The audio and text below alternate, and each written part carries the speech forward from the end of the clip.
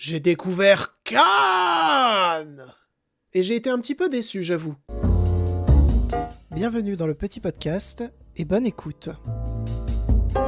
Pour ceux ou celles qui découvriraient le petit podcast avec cet épisode, pour rappel, le petit podcast, c'est chaque lundi à 18h et ça dure la grande partie du temps, moins de 15 minutes. De quoi vous donner envie ou non de découvrir à la suite de l'écoute de ce podcast un long métrage ou une série durant votre soirée. Sur ce, les illustros, c'est parti pour continuer l'aventure humaine. C'est parti pour parler de Star Trek 2, la colère de Khan. Beyond the darkness, beyond the human evolution, is Khan. Juste avant la présentation de Star Trek 2 et mon avis sur ce second opus, petit contexte. En ce moment, je découvre l'univers Star Trek, et ce, uniquement via sa dimension cinématographique. À l'heure où je vous parle, j'ai déjà pu voir 7 films. Il y a 2 semaines, sur cette chaîne, je suis déjà revenu en détail sur Star Trek le film, réalisé par Robert Wise. 2 semaines plus tard, donc, on se retrouve pour parler tout naturellement de Star Trek 2. Et dans 2 semaines, on se retrouvera pour parler de Star Trek 3. Et 2 semaines après qu'on aura parlé de Star Trek 3, on se retrouvera pour parler de Star Trek 4. Bref, je pense que vous avez compris le déroulé. Donc, si cette aventure humaine et cinéphile vous intéresse, n'hésitez pas à vous abonner à la chaîne. Et si vous souhaitez de plus amples informations sur ma manière de découvrir l'univers Star Trek, je vous invite tout naturellement à regarder le premier épisode de cette série, centré sur Star Trek le film. A genetically superior tyrant, exiled to a barren planet, banished by a starship commander he is destined to destroy. Star Trek 2, la colère de Khan, est sorti le 20 octobre 1982 dans nos salles obscures. Il dure 1h52 minutes et c'est de la science-fiction. Pourquoi je précise que c'est de la science-fiction? Oh là là, c'était pas ta meilleure ça, JB. Cette fois-ci, cet opus n'est pas réalisé par Robert Wise, mais par Nicholas Meyer. Au casting, pour ce qui est du duo principal, nous retrouvons bien évidemment William Shatner dans le rôle de James T. Kirk, ainsi que Leonard Nimoy dans le rôle de Monsieur Spock. Et pour incarner la nouvelle grande menace qu'est Khan, il s'agit de Ricardo Montalban. Mais alors, qu'est-ce que cette seconde aventure de l'USS Enterprise et son équipage au cinéma nous raconte ? L'équipe de l'Enterprise croise la route de Khan, un vieil ennemi fermement résolu à se venger de l'amiral Kirk qu'il avait banni sur une planète déserte. Pour accomplir son dessein, il s'empare du célèbre vaisseau afin de transporter une arme extrêmement dangereuse qui pourrait détruire la planète Terre. Aveuglés par la haine qu'ils éprouvent l'un pour l'autre, Kirk et Khan vont alors se livrer un combat à mort dont les dommages pourraient s'avérer collatéraux.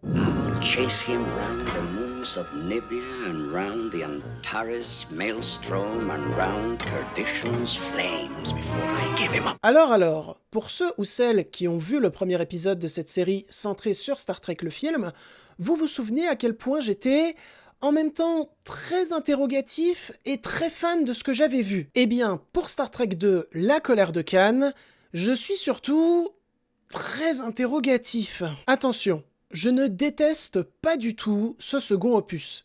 Je dois juste avouer que sur pas mal de points, notamment par rapport au premier, il m'a franchement déçu. Dans un premier temps, vous me connaissez, je vais tout d'abord parler de ce qui m'a plu dans Star Trek 2, et ensuite j'enchaînerai tout naturellement, malheureusement, vers ce qui m'a déplu. Tout d'abord, comme dans le premier opus, lié à la menace, nous retrouvons un grand questionnement philosophique, notamment au travers du projet Genesis, qui trouve une grande place dans le récit, notamment au travers de sa dimension cyclique. Et oui, vous commencez à me connaître si vous me suivez depuis quelque temps, j'aime beaucoup lorsque le cinéma parle de cycle. Le projet Genesis, pour ceux ou celles qui n'ont pas encore vu le film, je vais l'expliquer assez grossièrement, c'est un système de terraformage qui, dans un premier temps, va créer la mort de ceux qu'il touche, et dans un deuxième, de cette mort va créer la vie. Ça peut également être vu dans l'autre sens, ça marche pareil. C'est expliqué assez grossièrement, je l'entends, mais c'est surtout pour que vous compreniez la dimension cyclique de ce projet. Et à la rigueur,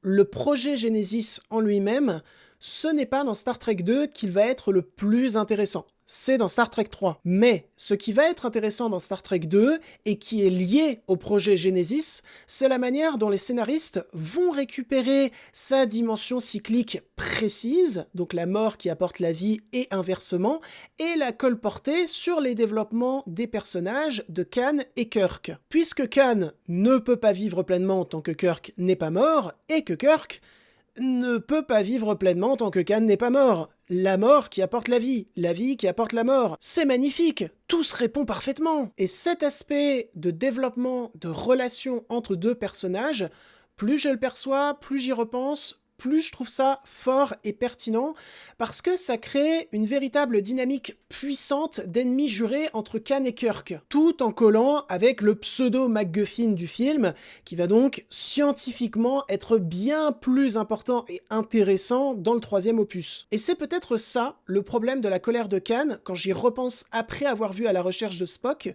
c'est que ce second opus, à part en ce qui concerne la relation entre Khan et Kirk, eh bien pour tout le reste, sonne plus comme un gros épisode de transition entre Star Trek 1 et Star Trek 3. Le film possède une dimension plus sérielle que cinématographique, et je trouve que c'est un problème, notamment en ce qui concerne la forme du long métrage. Parce que là où dans le premier, il y avait des points dans son fond qui me posaient problème, au niveau de la forme, je trouvais le rendu très cinématographique, très plaisant. Et là, le problème de Star Trek 2, c'est que dans son fond, il y a de nouveau des points qui me posent souci, comme des éléments qui sont posés, qui sont développés sans être développés, parce que tu sens qu'ils préparent le terrain pour le troisième, donc ça fait très série encore une fois. Mais en plus de ça, la grandeur des cadres, la proposition environnementale riche cinématographiquement du premier opus, tout ça, je ne le retrouve que trop peu dans ce second. J'ai cette sensation qu'en termes de cadre, c'est perpétuellement trop proche des protagonistes ou antagonistes, qu'il y a un manque vraiment d'échappatoire fantasmagorique qu'on pouvait avoir dans le premier opus, notamment durant la scène où Spock partait à la rencontre de la menace. Et on pourrait me rétorquer, oui, mais dans ce second opus, on est bien plus proche de la psychologie des personnages, donc c'est normal qu'en termes de cadre, on ne soit pas continuellement éloigné d'eux, qu'on soit même très souvent près d'eux. Et à ça, je répondrais oui et non, parce que, par exemple, le premier second opus d'une autre saga culte qui me vient en tête pour contredire ce point, c'est Star Wars l'Empire contre-attaque, où bien entendu, on est bien plus proche de la psychologie des personnages dans cet opus que dans le premier, mais dans mon souvenir, ça n'empêche jamais au film de posséder des moments où le cadre devient vraiment grand sur des environnements riches pour l'univers et également pour notre rétine. En ce qui concerne les cadres, en ce qui concerne les environnements, en ce qui concerne le dépaysement, je trouve également, et je vais peut-être me faire taper sur les doigts vu la réputation qu'a ce film, que Star Trek V réussit beaucoup mieux que Star Trek 2. Mais Star Trek V, c'est un autre débat. On y viendra au cours de l'année, soyez-en sûrs. Et j'ai particulièrement hâte d'y venir. Bon, après, concernant tout ce dont je viens de parler, il y a peut-être une question de budget aussi. Reste que l'ensemble m'a déçu. There she is. There she is. Enfin, on va finir sur le point qui m'a le plus déçu, mais peut-être que c'est extrêmement personnel. Je tiens à prévenir. Je ne trouve pas que Khan soit un très bon méchant. Je le trouve même particulièrement anecdotique. C'est-à-dire qu'on dirait un méchant Marvel, passé son introduction véritablement forte, charismatique, que ça soit dans la mise en place du personnage ou dans l'acting de ce dernier, eh bien je dois vous avouer que sa pseudo-intelligence supérieure, je ne la ressens pas trop. Je fais surtout face pendant 2 heures au plus gros teubé de l'espace. Plus sérieusement, je pense que c'est une volonté des scénaristes de critiquer, de descendre ce personnage, possédant un orgueil immense, se disant habité continuellement d'une intelligence supérieure, alors qu'il n'en est rien. Mais par conséquent, vu que ce personnage, à part au début de l'œuvre, est très souvent en échec et donc ne représente pas une véritable menace pour l'équipage de l'Enterprise, j'avoue le trouver assez ridicule. C'est sûrement une volonté de le ridiculiser, mais peut-être qu'ils y sont allés un peu fort, quoi. Surtout qu'à côté de ça, le personnage, psychologiquement, est quand même ultra unidimensionnel, et par conséquent, pas vraiment stimulant à suivre pour le spectateur. À la rigueur, en point positif, il reste la mort de Spock, que je trouve vraiment émouvante, même si elle prépare le terreau pour la suite encore une fois. Mais je ne peux pas détester ce second opus. Premièrement, parce que ça reste tout de même un plaisir de suivre l'équipage de l'USS Enterprise. Et deuxièmement, parce que mine de rien, sans lui, ce qu'il a posé, notamment en ce qui concerne la relation entre Spock et Kirk, qui, pour le coup, est vraiment bien travaillée, eh bien la dimension miroir, la dimension cyclique de Star Trek 3 vis-à-vis de Star Trek 2, notamment sur certaines thématiques, marcherait beaucoup moins bien. Je suis peut-être biaisé, en négatif ou en positif, sur certains points de Star Trek 2 que je développe avec vous en ce moment, de par le fait que j'ai vu le 3. Mais ça, maintenant, qu'est-ce que je peux y faire ?